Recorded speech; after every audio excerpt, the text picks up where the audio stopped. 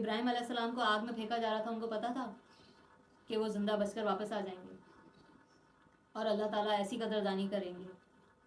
سورہ زمر میں اللہ تعالیٰ ارشاد فرماتے ہیں آیت نمبر 10 میں کہ صبر کرنے والوں کا اجر بے حساب دیا جائے گا، یعنی جو صبر کرتا ہے پھر اس کو اجر بھی بے حساب۔ ایک روزہ ہے نا جس کی اجر اللہ نے کیا کہا کہ میں اس کا اجر دوں، دوسرا یہ صبر ہے، اس کا اجر اللہ کیا کہہ رہے ہیں؟ میں صبر کرنے والوں کے ساتھ ہوں۔ جو صبر کرتا ہے اس کے ساتھ اللہ تعالیٰ نے کیا بولا؟ میں اس سے محبت کرتا ہوں، کہ میرا بندہ اتنی کمزوریوں کے باوجود، اللہ نے خلق الانسان ضعوفا، قرآن میں ارشاد فرمایا نا کہ انسان زور پیدا کیا گیا ہے، تمام تر مجبوریوں کے باوجود پھر بھی میری رضا کی خاطر، مجھے خوش کرنے کی خاطر یہ صبر کر رہا ہے۔ تو پھر اللہ نے کیا ارشاد فرمایا؟ میں اپنے صبر کرنے والوں کے بندوں کے ساتھ ہوں، میں ان سے محبت کرنے لگتا ہوں۔ اور جس سے اللہ محبت کرنے لگ جائے پھر اس کی خوش قسمتی تو میں آپ کو بتا چکی ہوں کہ کیا کوئی ٹھکانہ ہی نہیں ہے اس کو خوش قسمتی کا۔ ترمذی کی ایک حدیث ہے، بہت غور سے سنیے گا، 2398 حدیث نمبر ہے۔ آپ صلی اللہ علیہ وسلم نے ارشاد فرمایا کہ انبیاء علیہم السلام لوگوں میں سب سے زیادہ آزمائش میں مبتلا ہوتے ہیں، پھر وہ جو سب سے زیادہ اللہ کے قریب ہوتا ہے۔ تو ہماری سوچ کچھ اس کی اپوزٹ نہیں ہے۔ ہم اگر کسی کو مسلسل تکلیف میں، پریشانی میں، بیماری میں دیکھتے ہیں تو پہلا خیال کیا شیطان دماغ میں ڈالتا ہے؟ پتہ نہیں بیچاری نے کیا گناہ کیے ہیں کہ جس کی یہ پاداش میں اتنا بھگت رہی ہے۔ یہاں اللہ تعالیٰ کیا ارشاد فرما رہے ہیں کہ انبیاء لوگوں میں سب سے زیادہ آزمائش میں مبتلا ہوتے ہیں۔ اس کا کیا مطلب؟ کیا وہ گناہ گار تھے کہ سب سے زیادہ اللہ نے ان کو آزمائشوں میں ڈالا؟ نہیں، وہ تو اللہ کے سب سے مقرب بندے تھے جن کو اللہ نے آزمائشوں میں ڈالا۔ اب دیکھیں کلاس 1 کا آزمائش آپ دیں گے، امتحان دیں گے تو آپ کلاس 2 میں جائیں گے نا، چھوٹا امتحان ہے نا۔ میٹرک کا امتحان بڑا ہے، تھوڑا سا مشکل ہے، میٹرک کا امتحان مشکل پاس کریں گے تو کہاں جائیں گے؟ کالج میں جائیں گے نا، پھر اپ گریڈ ہو جائیں گے نا امتحان پاس کرنے کے بعد۔ پھر یونیورسٹی کا امتحان پاس کریں گے تو بڑی ڈگری آئے گی نا، بڑا عہدہ ملے گا نا۔ جتنا بڑی آزمائش، اللہ کے یہاں بھی یہی قانون ہے کہ اتنا ہی بڑا انعام بھی پھر ملے گا۔ تو فرمایا کہ پھر وہ جو سب سے زیادہ اللہ کے قریب ہوتا ہے وہ آزمایا جاتا ہے۔ پھر فرمایا کہ اور ہر شخص کو اس کی دینداری کے مطابق آزمایا جاتا ہے۔ جو جتنا دیندار ہوتا ہے، یعنی جس کے اندر جتنا برداشت کرنے کی طاقت ہوتی ہے اتنا ہی اس کو آزمایا جاتا ہے۔ اگر وہ دین میں مضبوط ہو تو آزمائش سخت ہوتی ہے، اور اگر وہ کمزور ہو تو اس کے مطابق ہی اس پر آزمائش ڈالی جاتی ہے۔ یعنی جو جتنا سہ سکتا ہے، لا یکلف اللہ نفسا الا وسعها، اللہ کسی جان پر اس کی طاقت سے زیادہ بوجھ نہیں ڈالتا۔ تو اگر زندگی میں کوئی آزمائش آئے، تکلیف آئے تو اطمینان رکھیں کہ میرے اندر اس کو برداشت کرنے کی طاقت ہے، تبھی اللہ نے یہ آزمائش ڈالی ہے۔ کیونکہ میرا رب نے مجھے بنایا، وہ مجھے میرے بارے میں مجھ سے زیادہ اس کو علم ہے، میری طاقتوں کا، میری برداشت کا، میرے صبر کا، میرے حوصلے کا۔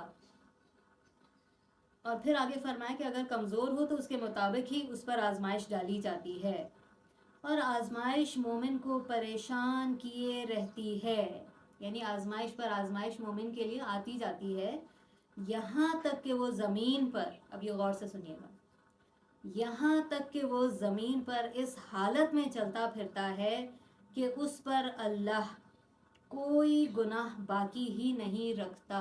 یعنی ہمارے درمیان کوئی ایک شخص ایسا ہوتا ہے جو ہمارے ساتھ ہی چل رہا ہے، پھر رہا ہے، کھا رہا ہے، پی رہا ہے، بازاروں میں گھوم رہا ہے، وہ اتنا خوش قسمت ہوتا ہے کہ اس کے نامہ اعمال میں کوئی ایک گناہ باقی نہیں بچتا۔ یعنی اس کی آزمائشوں کے بدلے میں اللہ اس کے گناہ دھوتے چلے جاتے ہیں جن پر وہ صبر کرتا ہے۔ پھر اگلی آزمائش آئی، اس نے صبر کیا، پھر ٹھوکر لگی، صبر کیا۔ آپ صلی اللہ علیہ وسلم نے کیا ارشاد فرمایا کہ مومن کو اگر کانٹا بھی چبھ جائے تو وہ اس کے گناہوں کو جھاڑنے کا سبب بنتا ہے، اس کا اجر ملتا ہے۔ تو بخاری اور مسلم کی حدیث ہے کہ حضرت عائشہ رضی اللہ تعالیٰ عنہ صلی اللہ علیہ وسلم سے انہوں نے پوچھا کہ یا رسول اللہ، کیا جنگ احد سے بھی زیادہ آپ کی زندگی میں کوئی مشکل دن آیا؟ کیونکہ جنگ احد تو انہوں نے اپنی آنکھوں سے دیکھا تھا نا کہ دشمن نے پیچھے سے پلٹ کر وار کر دیا تھا، وہ جو پہاڑی پر تیر انداز کھڑے تھے چلے گئے تھے، تو آپ اتنا زیادہ زخمی ہو گئے تھے کہ آپ کی جو ذرا تھی، جو چین تھی، آپ کے چہرے مبارک کے اندر گڑ گئی تھی، اور جب اس کو نکالا گیا تو اتنا خون رواں ہوا کہ وہ بند ہی نہیں ہو رہا تھا. تو حضرت فاطمہ رضی اللہ تعالیٰ عنہ نے بوری منگوائی، اس کو جلایا اور اس کی راکھ بھر دی اندر تاکہ خون رک جائے.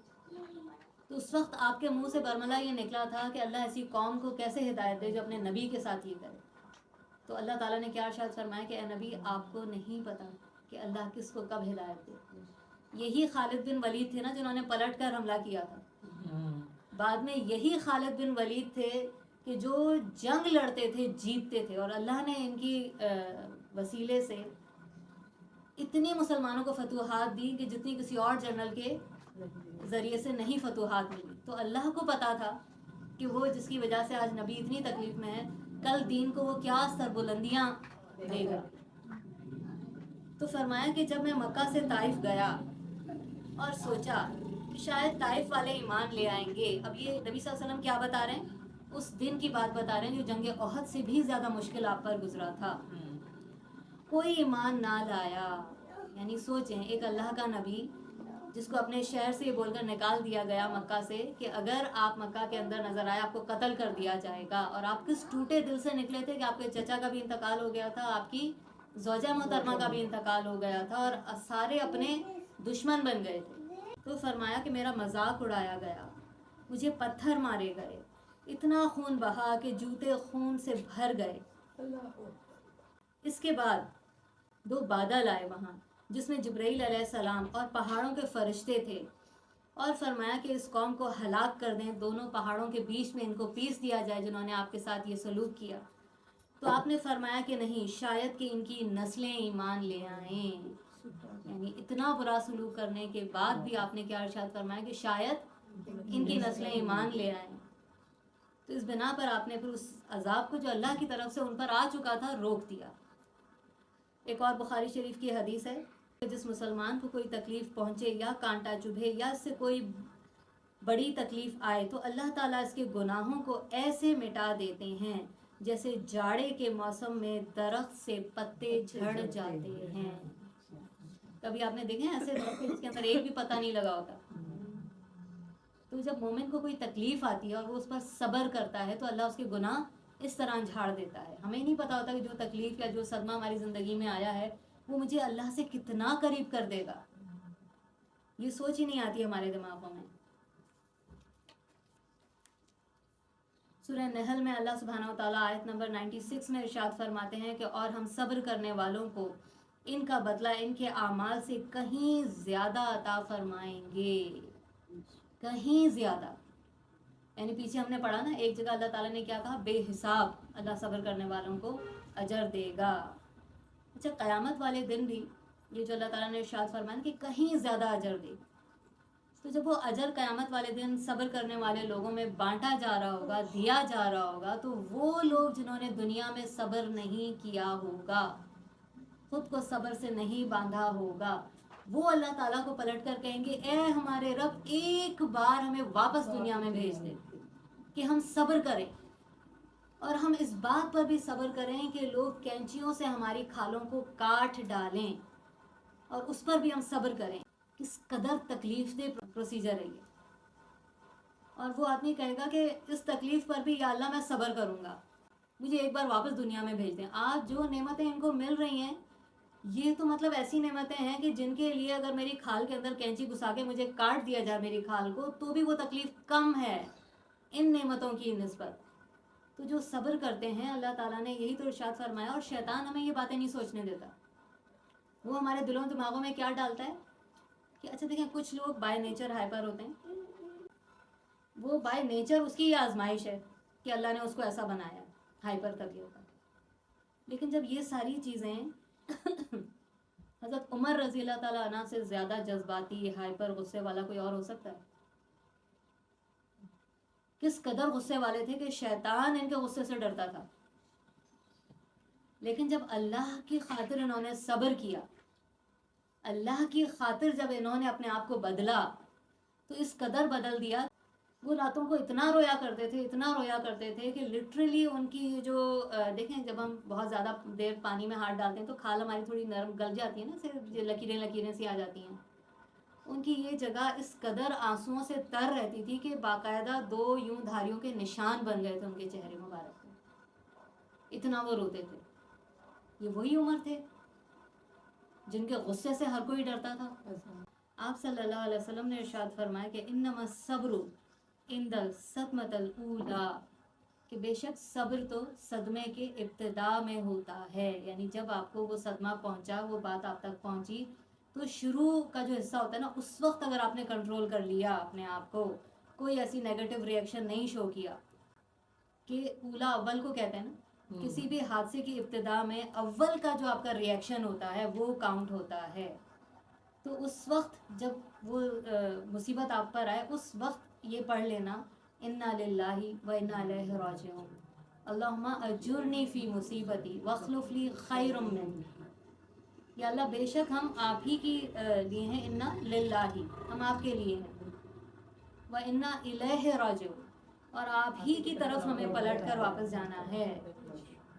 ٹھیک ہے، تو جس چیز کا بھی نقصان ہوا وہ کس کی تھی؟ میری نہیں تھی، اللہ ہی کی تھی.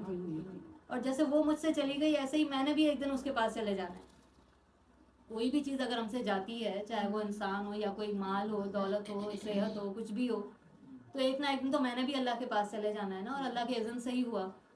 تو جو لوگ یہ پڑھتے ہیں مصیبت میں، تکلیف میں، انا للہ و انا الیہ راجعون، اللہم اجرنی فی مصیبتی واخلف لی خیر منہ، کہ یا اللہ مجھے اس مصیبت پر اجر عطا فرما، اس مصیبت پر صبر کرنے پر مجھے اجر عطا فرما، اور جو چیز مجھ سے چلی گئی اس کی جگہ اس سے بہتر چیز سے مجھے نواز.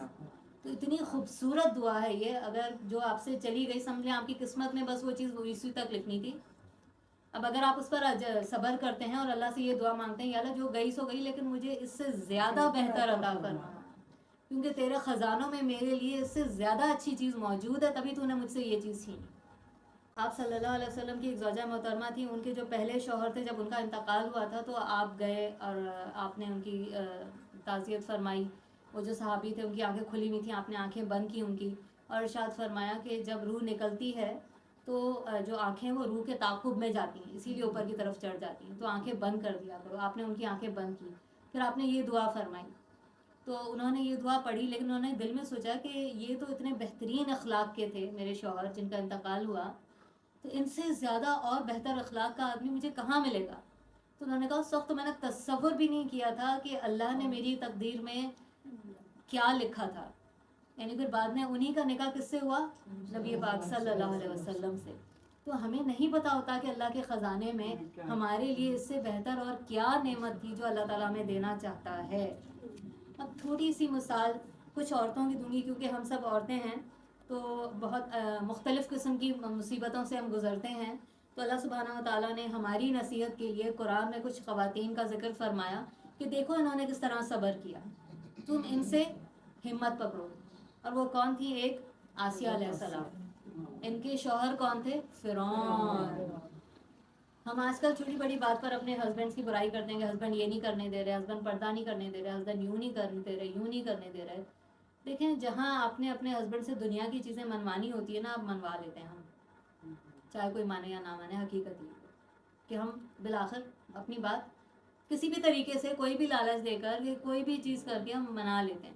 لیکن جہاں دین کی بات آتی ہے تو حضرت آسیہ علیہ السلام کا جو صبر تھا، یعنی فرعون سے زیادہ ظالم تو کسی کا شوہر نہیں ہو سکتا تھا نا. تو انہوں نے اللہ کی خاطر اس کے ظلم کو سہا، لیکن اللہ کی نافرمانی نہیں کی. اور کیا دعا مانگی؟ رب ابن لی عندک بیتا فی الجنہ، اے میرے رب بنا میرے لیے تو اپنے پاس، اپنے قریب جنت میں ایک گھر. خالی جنت میں گھر نہیں مانگا، کیا کہا؟ اے اللہ اپنے پاس، اپنے قریب میرے لیے جنت میں گھر بنا. کیا آسیہ علیہ السلام کو جو دنیا کے ظالم ترین انسان کی بیوی تھی پتا تھا کہ اللہ ان کے صبر کی ایسی قدردانی کریں گے کہ ان کی دعا قرآن کا حصہ بن جائے گی؟ ہمیشہ ہمیشہ کی کتاب میں اللہ تعالیٰ اس کو لکھ لیں گے ایک دعا کے طور پہ ہم جیسوں کے لیے. اور ہم حضرت آسیہ رضی اللہ تعالیٰ عنہ جو فرعون کی بیوی تھی ان کی دعا پڑھ کر اللہ سے ہم اپنے لیے بھی انہی کی طرح جنت میں گھر مانگ رہے ہیں. انہیں پتا تھا یہ اللہ کی قدردانی ہوتی ہے.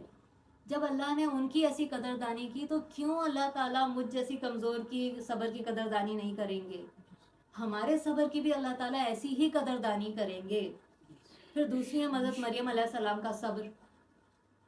ساری زندگی عبادت میں گزار دی انہوں نے. ٹھیک ہے, کلیسا کے اندر ہی رہتی تھی, ان کا خیمہ تھا وہیں پر ہی, کوئی دنیا کی کسی لذت کو نہیں, ہر وقت اللہ تعالیٰ کی عبادت میں. تو بے موسم کے پھل بھی اللہ نے دیے ان کے صبر کے بدلے. کتنی بڑی آزمائش سے ان کو گزارا. جب اللہ سبحانہ و تعالیٰ نے اتنی بڑی آزمائش کے لیے ان کو چنا, جو ہر وقت عبادت میں لگی رہتی تھی, کن کر کے ان کو پریگننٹ کر دیا, بغیر کسی انسان کے ہاتھ لگائے پریگننٹ ہو گئی. کتنی بڑی آزمائش تھی. پھر انہوں نے صبر کیا نا, تو اس صبر کے بدلے میں اللہ سبحانہ و تعالیٰ نے کیا عزت دی ان کو. جہاں عیسیٰ علیہ السلام کا نام آتا ہے وہاں کیا آتا ہے؟ عیسیٰ ابن مریم, سورہ مریم. یہ عزت اللہ نے کسی اور کو دی؟ نبی صلی اللہ علیہ وسلم کی جو ہماری جنت کی سردار ہے حضرت فاطمہ, ان کا نام بھی قرآن میں نہیں آیا, لیکن ان کا نام اللہ سبحانہ و تعالیٰ نے کتنی بار قرآن میں لکھا. تو جتنی بڑی آزمائش آتی ہے اتنا ہی بڑا اللہ کی طرف سے اجر بھی ہوتا ہے. ان کے اسی بیٹے کو اللہ نے نبی بنا دیا. پنگھوڑے میں دودھ پیتا بچہ جب وہ لے کر آئیں تو لوگ پوچھنے لگے یہ کیا ہے, یہ تم کیا کر کے آ گئی؟ تو کیا کہتی ہیں, اشارہ اس کی طرف, انہوں نے کہا اس بچے سے ہم کیا پوچھیں. اور وہ اللہ کے, ان کو تو نہیں پتا تھا کہ کیا ہونے والا ہے. کتنا صبر کیا انہوں نے. وہ بچہ ایک دم بولنے لگا کہ میں اللہ کا نبی ہوں, اللہ کا بندہ ہوں, اللہ کا معجزہ ہوں, میں اللہ کے کلمے کن سے وجود میں آیا ہوں. تو یہ معجزہ دیکھ کر اللہ تعالیٰ نے اس وقت ان کی برات فرمائی. پھر حضرت ہاجرہ, ان کے صبر کا ہم قصہ پڑھ چکے کہ کس طرح ریگستان میں جہاں نہ کوئی چھت, نہ درخت, نہ پانی, کوئی انسان, نہ کچھ, کیسے انہوں نے راتیں گزاری ہوں گی, کیسے انہوں نے تپتے صحرا کی جو دھوپ ہے اس کو برداشت کیا ہوگا. اکیلی عورت, کتنے سانپ بچھو ہوتے ہوں گے, کیا توکل تھا ان کا اللہ پر. تو ان سب کی مثالوں سے اللہ سبحانہ و تعالیٰ نے ہمیں سکھانا ہے کہ جب اللہ نے ان کی قدردانی کی, لازماً اللہ میرے صبر کی بھی ایسی قدردانی کرے گا کہ جو میرے وہم و گمان میں بھی نہیں ہے. اللہ مجھے اتنا نوازے گا انشاءاللہ تعالیٰ.